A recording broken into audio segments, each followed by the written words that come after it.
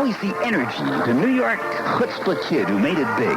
In person, one of the nicest, warmest guys who ever played Top 40 radio. A gentleman, because Cousin Brucie, my guest tonight at New York 97 WYNY. Here I am. Yeah, the cuz will be here in about 25 minutes or so at New York 97 WYNY. I'm Dick Summer. Cuz will be here in just a little while. Looking forward to that. It's been a long time since I've seen the cuz. Talk to him. He bought a radio station, you know. And that's going to be really something to hear when a guy who has been on the radio that long. And, you know, there are people who are well-known radio personalities, and there are quite a few of those. And then there are well-known New York radio personalities, and there aren't so many of those. And then there are a few heavy hitters, and there are just a few of those, and there are just a couple of legends. And the cuz is one of those. And he's not here yet, so I can talk like that about him until he gets here, and then we'll zing him a little. But he's due in just a little while. On New York 97, WYNY. New York 97, WYNY. New York. I'm Dick Summer. I've been trying to figure out how I am going to set our guest for you into proper perspective. And I don't know if we've managed to do that. But with the help from Jeff Wright and the gods of radio, whoever they are, we've come up with this. Freeway, helicopter 710. Anyway, I'm back. I mean, just a couple of days ago, I left here, right? It was in the morning. Now I'm back in the old saddle again. They put me back where they said I belonged. Because the New York Police Department, the Fire Department, the Salvation Army, Con Edison, all my friends at night, the subway systems, they couldn't get along without me. We tried it for a year and a half. The city just was not the same. So I'm back at night.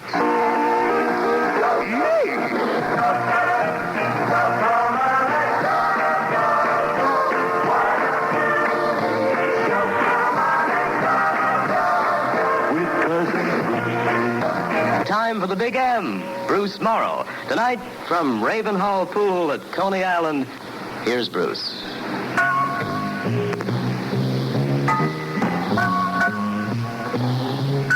Yeah, it's the Big M, the Bruce Morrow Show. Okay, Cousin Bruce, go!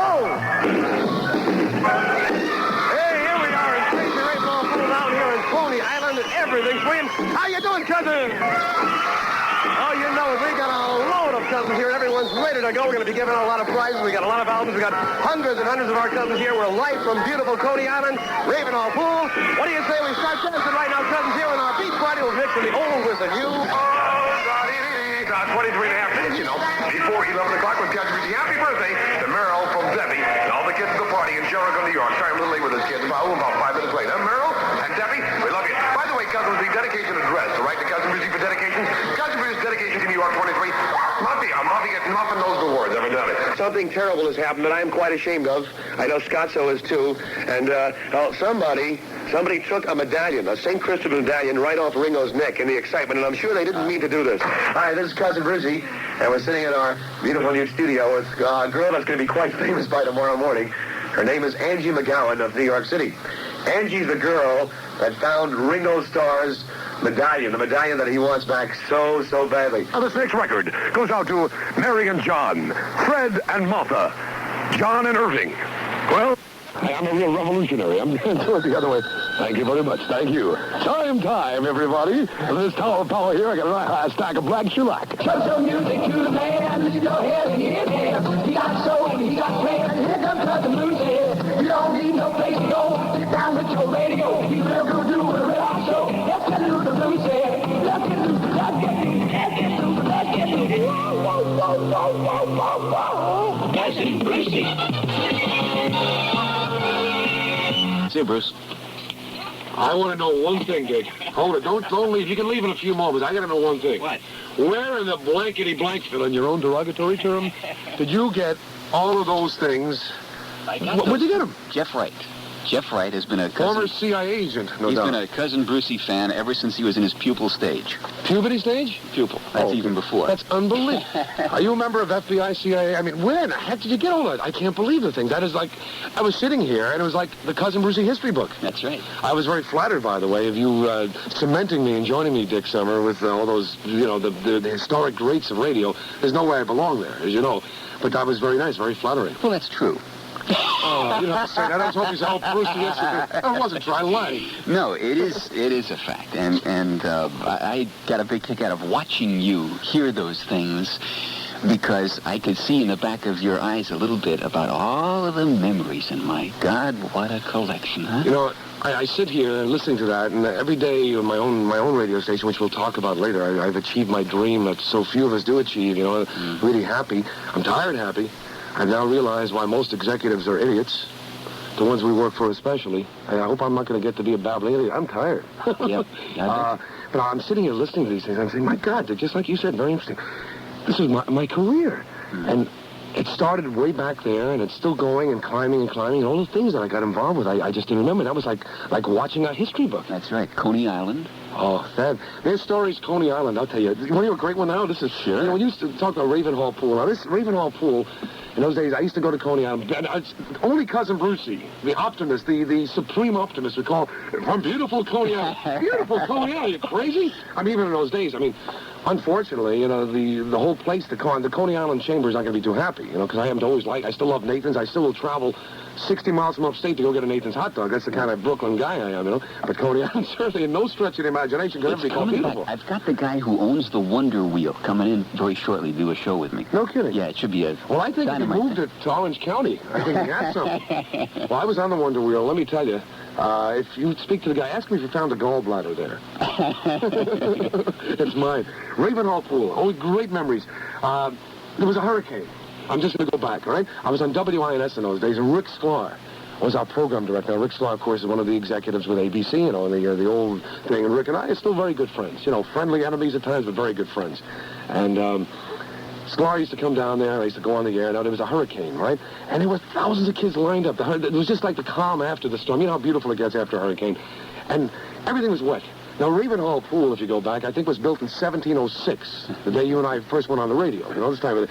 And Jan and Dean, I think, was there, and we had, a couple other groups. I'm just trying to... Who did I'm a Yogi. I'm a Yogi Bear. I'm a Yogi... What was the name of that? Terrible. Awful. Jeff, you know that one? The Something 3? Something 3. Yeah, I forgot. Something, well, it was pretty bad. I know who you mean, though. That was the medley of their hit. I'm a Yogi. I'm a Yogi Bear. Anyway, we're in the middle of this show, and the kids are yelling and screaming, and this is a famous tape recording. Ivy-3. Is that what it is? Yeah, I think it was that. Sounds good. Very good. The guy knows his business. Sure he does. I wonder if he wants a job upstate. Hey, ask him. All right. And all of a sudden, we're on the stage, and we're jumping around, and, you know, I never stay still. Like, even right now, I'm sitting in a seat, and you have me strapped down. This is the only way. I'm chained to the seat, folks, because I never stay still. And all of a sudden, you ever hear it would give, you know, you know something was going to happen. Rick Sklar is down with the engineer, who's starting to get up. Now, there's water. The feet, everyone's feet are in water. And, of course, this is electric equipment. In those days, of course, it was just 2 megaphones and a feather. You know, this is how we used to broadcast. And we hoped the wind would go right to push it back to the transmitter.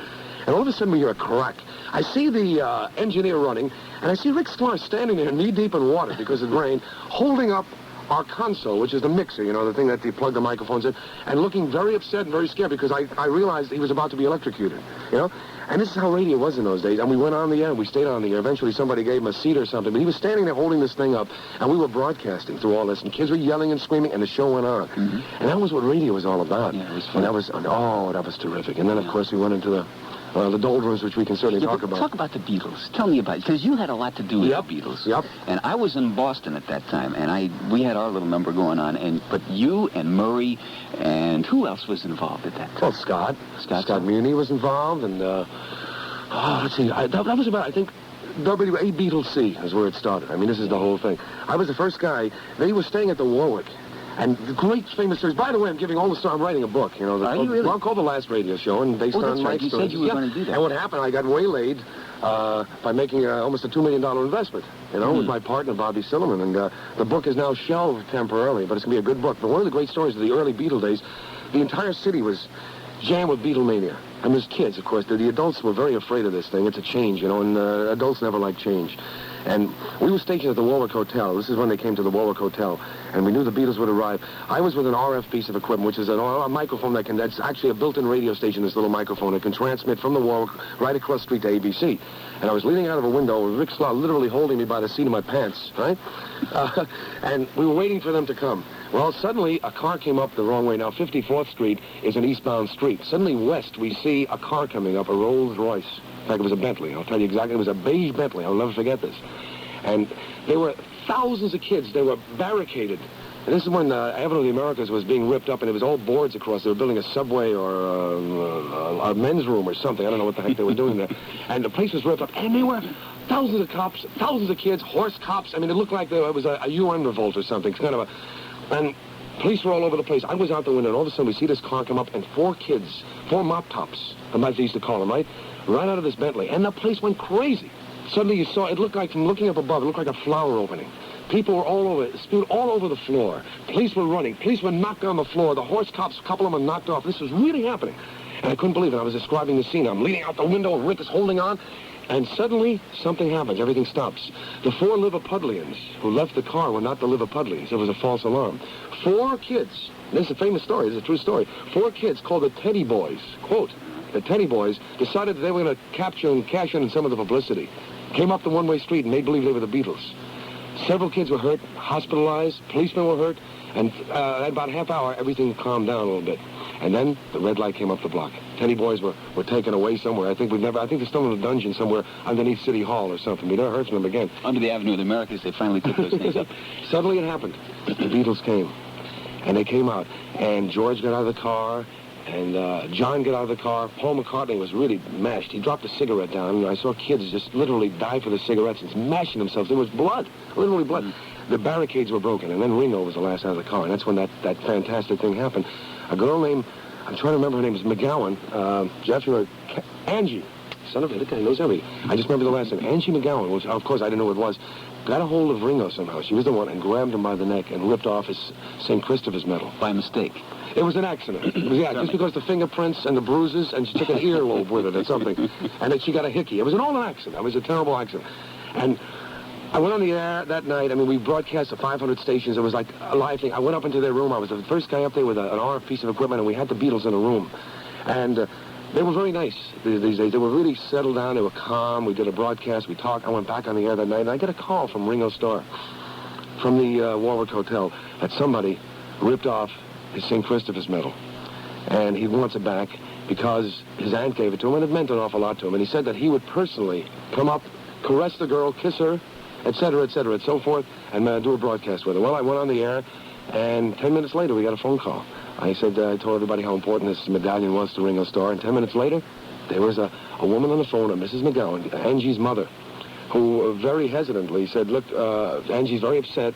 She doesn't want to get in trouble, but she found, accidentally, with pieces of skin from the neck of Ringo Starr. Can she bring it up? Well, by this time, the newspapers, the national press, television, everybody was up there. It was a national event. Well, this girl became very famous, received thousands of letters. The press was up there. Ringo Starr came from the Warwick Hotel to ABC, and we did a broadcast with Angie, Ringo and myself, and we got the medallion back. The guys in those days were very relaxed, fun, fresh. John and Paul, well, John especially, was always a fresh character, always fresh. I remember one story. We were sitting on the, this is fun, this is really nice. This is what I'm doing on my station, by the way. We're talking. It's really nice, communicating. You know what radio's all about. And we'll get into my theories later, if we will. He sat on the couch, and John said to Paul, I was asking him some, inane, stupid, how do you feel? What size jockey shorts do you wear? The things that you typically want to know about the Beatles. And they were answering, really nice. Ringo was absolutely lovely. George, a charming guy. Paul was absolutely charming till John got after him.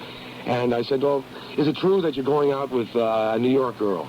Linda. And so he says, John says to him, well, why don't you tell Cousin Brucie who you're sleeping with today? This type. And I said, very sure. This time, of course, this was very shocking. It was AM radio, and you couldn't say somebody's sleeping with somebody. No one does things like that. Not allowed. People don't do things like that. Wasn't in the format. No, it wasn't in the format. No one's allowed to sleep. The bulb didn't light up for that. Postal Service. They sort of went to Jupiter and Mars, etc. But they left us with a beautiful legacy. Yeah.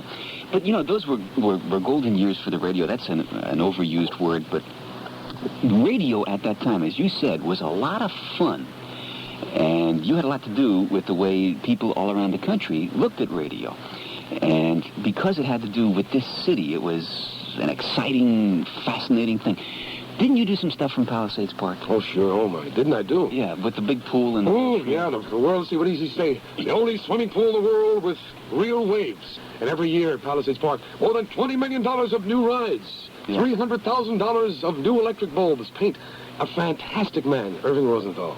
The last of the great carnival men. He passed away, unfortunately, many years ago, and his wife, his lovely wife, Gladys, was a very good friend. Matter of fact, Irving Gladys, my son's godfather and godmother.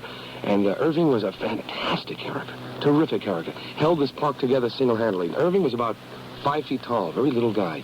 And he'd walk around his park picking up papers, going into the men's rooms, cleaning up. He was brilliant, man. It's like you're doing it at your radio station. Yes. Oh, boy, you want to get into that. Let me tell you, I never realized what it meant to be a boss. Oh, yeah. You know, Dick, you and I, and I guess everybody else in our business, our ultimate aim, of course, is to own a radio station or some facsimile. I don't know if you still have that. I did for a while, but I don't anymore. Because I know you were actively looking. No, well, I love it, and I'm looking forward to my second one and my third one. Let's get back to Irving. I want to touch this Palisades Park. Well, Palisades Park, we started over there, and I suggested many years ago that we do live broadcasts. So when I was on ABC, we started broadcasting. If I even think goes even back further, maybe INS. It was INS. We started broadcasting there on weekends. The Cousin Brucie show would come live, and then Clay Cole came around, and I started doing his television show with him, and we did a lot of television from Palisades Park. It was the center, the meeting place for the nice kids. Now remember, my shows only reach nice people. I don't allow nasties to listen to my shows. Murray the K used to have the nasties. I used to have the good ones. See, I used to have Bill Applehart, who's sitting right there, was my engineer all those years. We developed a computer. This is before computers that would jam my radio signal from going into nasty kids' bedrooms and homes. No nasties would listen to me. I'd let them go to Murray the K. And Murray and I left. No. Oh, man. And Murray and I would always laugh about them. If I had them on NBC, I had my News Center 4 thing we talked about that. We laughed. Palisades Park was happy memories. It developed into Saturdays and Sundays. I've always worked 7 days a week all my life. And every Saturday and Sunday, I would have about 9 to 10 acts, and it was a free show. You get there, and the place would be jammed, thousands of kids. And this is where I started wearing my famous leopard skin suits, and I had my little doggy Muffin. Muffin Morrow, the wonder dog. We wondered what he was doing at next, you know? And Muffin, if I wore a leopard skin suit at Palisades Park, Muffin Morrow, my little doggy, would wear a leopard skin suit. I mean, absolutely ridiculous. And we laugh about it, and I see these pictures in the papers or in magazines, and I say, God, is that me? And then I say, yeah, sure was me. Boy, I'm glad I did it. Because you remember. And we used to have Tony Bennett. I mean, I'd go down a list you wouldn't believe. Tony Bennett didn't want to do it. He said, I don't want to. We used to lip sync records in those days, but no live music, because, you know, we didn't want to pay for the acts. And we never paid for it. Everyone would come to get the publicity, because, first of all, Irving would spend thousands and thousands of dollars every week advertising, you know, $30 million worth of rides, and in person with Cousin Brucie live, Tony Bennett, the Supremes, you name them. They were at my shows in Palisades Park, and we did that for I don't know how many years, 10, 15 years. And these shows became a tradition.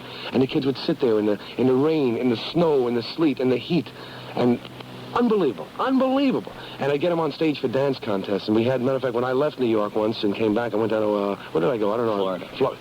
Yeah, there you go, Florida. I don't remember anymore. Down in Florida, I came back and I had the Welcome Home Cousin Brucie Tea Party. One of our sponsors, the Tea Council, and to get into the park that day, to get into the Cousin Brucie show, they had to give 2 used tea bags. You want to see a soggy stage. But anyway, there were thousands and thousands of tea bags.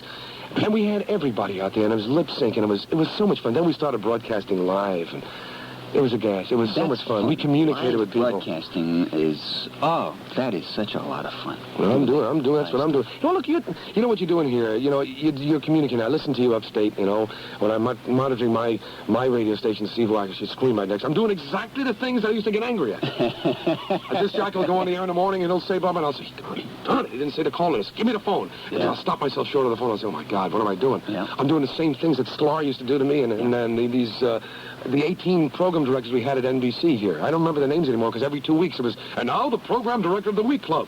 I have no idea who. I don't remember them. I don't want to do that, because I did that. I was a program director before. So, you know, you get on phones.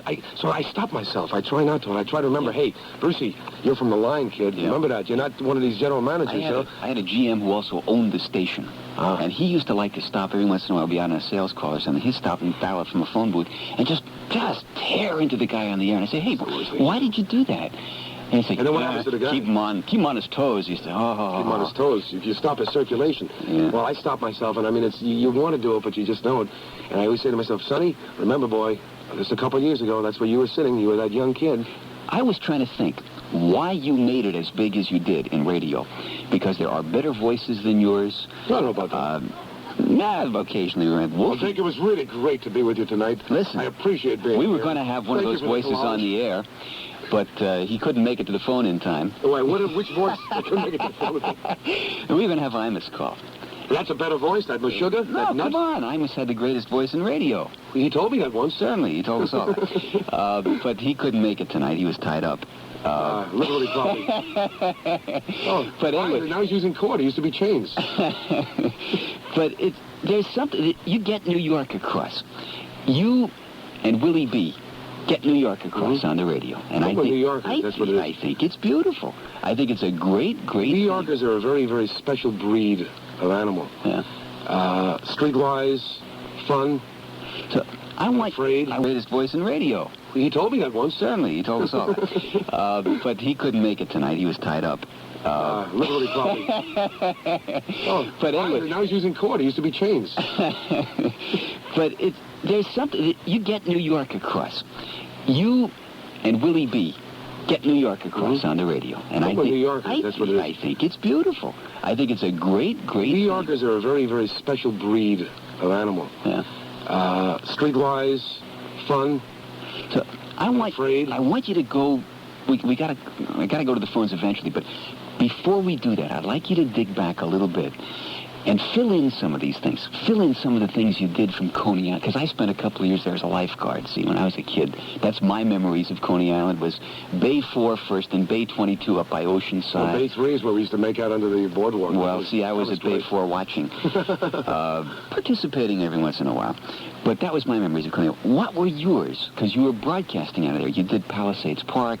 You did, God, how many things did you do in New York radio? In a lot of different places, a lot of different people you ran across. Besides Murray, there was Wolfie here. There was, you know all the guys. Sure, look, we all grew up together. We all had fun together. We were all friendly enemies. We were all competitors. But I'll tell you something. I look back in those years, and I remember how beautiful they were, because we were doing, once again, it sounds so trite and corny. You and I constantly say that. We're doing radio. That's right. What has happened? I don't know. It was so much fun, and the people responded. See, that's what it is. To me, radio is a device that was invented for a community, almost a one-to-one. It sounds funny, but a one-to-one communication. It's a communication device.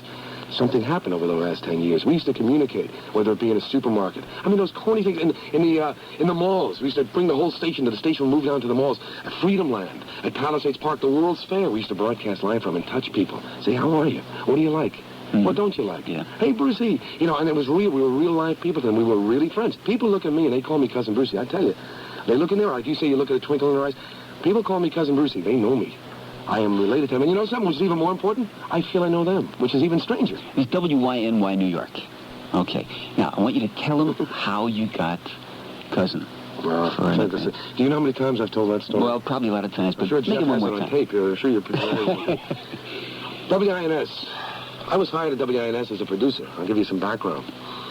I was earning $85 a week in those days. I was about 18 years old. I got a very lucky break. I was producing news, and in those days a producer would set up. We used to have ETs. Nothing was on cartridge like it is here. Automated this and that.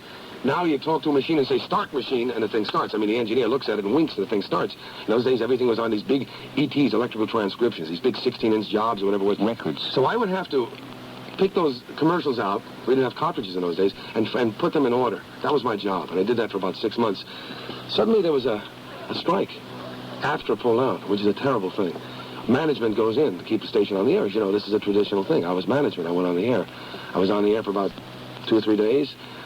I decided I was a pretty brash young kid coming from Brooklyn. I was a New York street kid, grew up in lots throwing dirt bombs at each other, coming home bleeding and having a good time. Your mother would send you out in the morning, by the way, in Brooklyn with a jar of cold water and a peanut butter and jelly sandwich. Says, go. See you tonight at 7. It's like 4 in the morning. Out of the house. We'd come back that night. And this is how I grew up, you know. So this is how I got to be a New York kid. I was out there. And I got to know what people think and how people react to things. There was a strike, and I went on the air. This is at the time also there was a newspaper strike, coincidentally.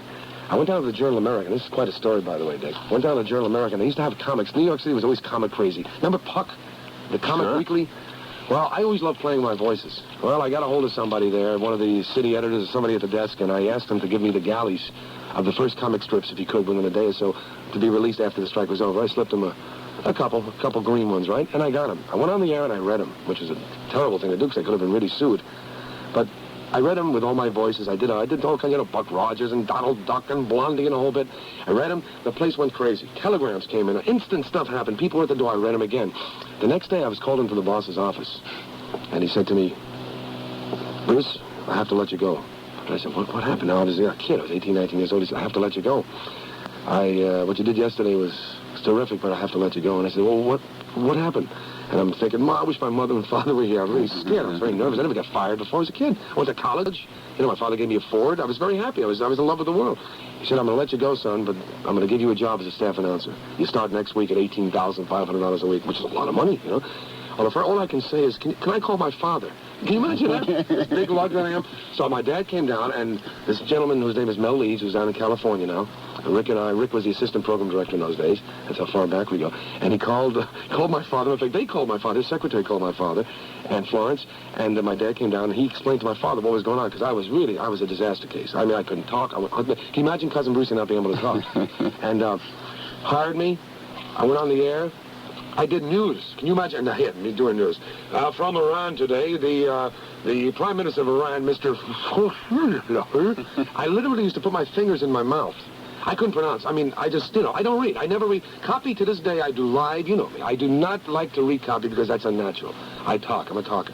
And any time a Polish name would come up, a Russian name, an Iranian name, a Chinese, I would put my fingers in my mouth and just say, the Polish ambassador, Mr. I got away with it.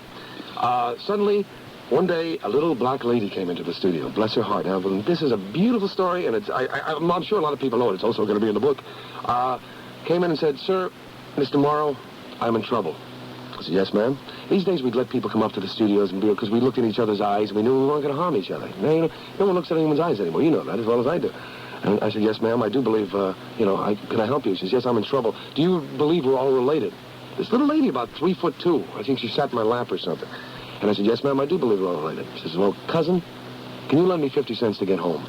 That's it. Honest to God, that's how it happened. That night, driving home, in my little Ford, going back to Brooklyn, I said, my God, cousin Bruce. That night, I didn't get so much sleep. I came in the next day to talk to the program director, and I said, look, from now on, would you mind if I call myself Cousin Bruce Morrow? And he looked at me and listened to this. He said, Sonny, this is the Big Apple. This is New York City, boy. Cousin belongs in Kansas. It belongs out in Oradell, New Jersey, or Cheesequake. This is the Big Apple. That's too corny. This is city. And I looked at him straight in the eye, getting all the nerve I can get because I was still a kid. I said, Mr. Leeds, New Yorkers, you pardon me, sir, are the most corny people in the world. I want to be Cousin Brucie. And he looked at me. He saw I was very sincere. He said, okay, try it. And that's how Cousin Brucie came about. Good move. Somebody tried to take it away from you. Yeah, yeah, you want that one? Yeah, tell him. All right, here we go. Ready for this? Oh, this is good. My friend Ricky came in the office one day and said, Bruce! He said, Bruce? I don't think he's ready. He and I are friends. I just saw him a couple weeks ago. We're up at the network headquarters with our new station. We're talking, to some different people about certain things. He said, Bruce, I think the Cousin Brucie thing has had it. I guess he was told by somebody else. It's about time to change. This was about right after the Beatles, We're getting very sophisticated. We're going into the great psychedelic rock era that lasted 2 days and 22 hours. Garbage. And he says, got to be more sophisticated now. We're getting into more sophisticated rock. And the rock is, terrific music. And he says, I want you to be Bruce Morrow. And I said, Rick, you're making a very big mistake.